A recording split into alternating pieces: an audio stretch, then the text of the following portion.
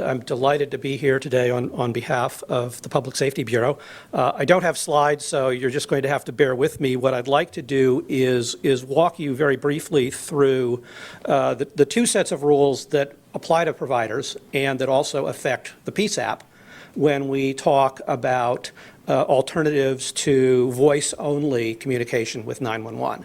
And so I'm going to talk about our text to 911 rules and then a little bit more elaboration on the real-time text rules that Karen has described and how they then shape the issues that today's PSAPs face in a rapidly changing technological environment. So just to go back in time a little bit, the Commission text to 911 rules, we launched a proceeding, actually went back to 2011 is when we launched our initial notice on text to 911.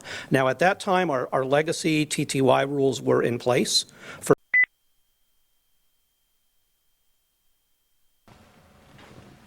We are on the record. This is the digital video deposition of Dr. Michael Riley, testifying in the matter of Raylene Stokes versus County of Orange et al.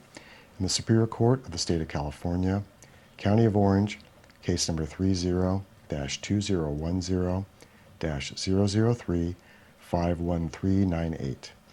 This deposition is being held at 402 North Nevada Street, Oceanside, California. Today is Monday, October 29th, 2012. The time is now 10:09 a.m. My name is Greg Eisman, Legal Video Specialist with Jordan Media Incorporated, 1228 Madison Avenue in San Diego, California. The certified shorthand reporter today is Maggie Smith in association with Crom Court Reporting, San Diego, California. All counsel will now state their appearances for the record. Sean McMillan appearing for plaintiffs. Pat Desmond appearing for the County of Orange, the deponent Dr. Riley, and the other social workers that have been sued in this lawsuit.